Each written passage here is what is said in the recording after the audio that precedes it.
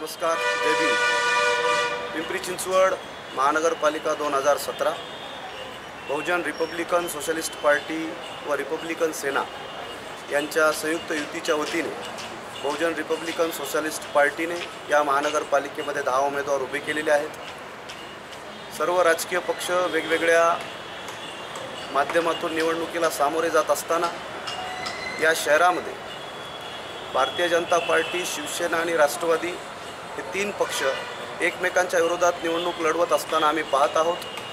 पण महाराष्ट्रातलं जे देवेंद्र फडणवीसांचं सरकार आहे, हे सरकार मात्र शिवसेनेच्या पाठिंब्यावर आणि राष्ट्रवादीच्या 42 आमदाराच्या बाहेरून पाठिंब्यावर हे BJPचं सरकार या महाराष्ट्रात चालत आहे। त्यामुळे BRSPच्या वतीनं सामान्य नागरिकांच्या डोळ्यामध्ये धुळफेक करण्याचं कपट कारस्थान राष्ट्रवादी, शिवसेना आणि भारतीय जनता पार्टी या तिघांची अंदरुनी मिलीभगत मुंबईमध्ये दोस्ती करायची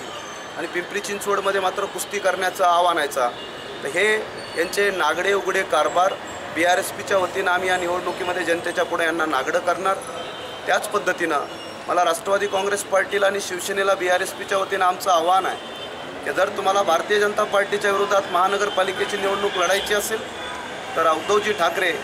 आणि अजितदादा पवार आणि शरदचंद्र पवार तुम्ही पहिला महाराष्ट्रातल्या BJP सरकारला देऊ केलेला तुमचा जो पाठिंबा आहे तो पाठिंबा अगोदर काढा, मगच तुम्हाला BJPच्या विरोधात नैतिकतेनं मत मागण्याचा आणि BJPला नावं ठेवण्याचा एक नैतिक अधिकार मिळेल। म्हणून आमची BRSPच्या वतीनं सर्व शहरातल्या जनतेला विनंती आहे की आपण या राजकीय पक्षांच्या कपटी कारस्थानाला बळी न पडता BRSP या पक्षाच्या वतीनं तुम्ही डॉक्टर बाबासाहेब आंबेडकर शाहू फुले यांच्या विचाराला मानणारा राजकीय पक्ष आहे। या पक्षाचा उमेदवार जर आपण निवडून दिलेत तर BRSPच्या वतीनं आमची पहिली भूमिका असेल की ज्या पद्धतीनं भारतामध्ये लोकसभेचं कामकाज, कोणता खासदार काय बोलतो, प्रधानमंत्री काय बोलतात, विरोधी पक्ष नेते काय बोलतात, हे जसं आपण लोकसभेचं कामकाज वेगवेगळ्या TV चॅनल्सवर DD न्यूजपासून ते वेगवेगळ्या प्रायव्हेट न्यूज चॅनल्सवर आपण त्याचं लाईव्ह टेलिकास्ट आपण आपल्या घरी बघू शकतो, त्याच पद्धतीची BRSPची ही पहिली भूमिका आहे की पिंपरी चिंचवड महानगरपालिकेचे जे वेगवेगळे नगरसेवक आहेत, महापौर असतील, विरोधी पक्षनेते असतील, तर ज्या जनरल बॉडीच्या मीटिंग महानगरपालिकेच्या होतील तर त्या जनरल बॉडीच्या मीटिंगचं आणि कामकाजाचं इथल्या कोणत्याही एका चांगल्या उत्कृष्ट प्रकारच्या सिटी केबलवर त्याचं लाईव्ह टेलिकास्ट या शहरातल्या जनतेला पाहायला मिळालं पाहिजे। या शहरातल्या जनतेला 5 वर्ष हे समजलं पाहिजे की मी निवडून दिलेला नगरसेवक सभागृहामध्ये तंबाखू खातोय, जांभळ्या देतोय, शिव्या घालतोय की झोपतोय, या सगळ्या गोष्टी शहरातल्या नागरिकांना समजल्या पाहिजे। म्हणून BRSP ही पहिली पार्टी असेल की ज्या शहरातल्या महानगरपालिकेचं लाईव्ह टेलिकास्ट सिटी केबलवर करण्यासाठी कटिबद्ध असेल। जर या शहरातल्या नागरिकांनी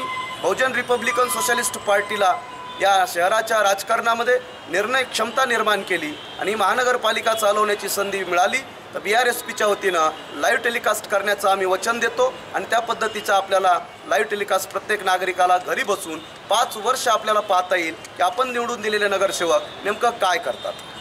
त्याच पद्धतीनं निवडणुकीच्या पार्श्वभूमीवर आपलं विजन काय असणार आहे जनतेला? आमच्या निवडणुकीच्या पार्श्वभूमीवर आमचं महत्त्वपूर्ण जे विजन आहे, एक नगरसेवक किंवा एखादी महानगरपालिका या शहरातली जनता नेत्यांकडून, पक्षांकडून काय अपेक्षा करते,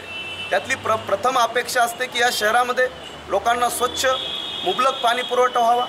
त्यांना चांगल्या प्रकारची घरं मिळावी, स्वच्छता असावी। या गोष्टी तर सगळे राजकीय पक्ष बोलतात पण करत नाहीत। आपण महाराष्ट्र यशवंतराव चव्हाणांपासून देवेंद्र फडणवीसांपर्यंत पाहतो आहेत, सर्व राजकीय पक्ष या गोष्टी बोलतात पण त्यावर कुठल्याही प्रकारची वर्तणूक करत असताना आम्ही पाहत नाहीत। म्हणून BRSPच्या वतीनं आमची पहिली भूमिका असेल की या शहरामध्ये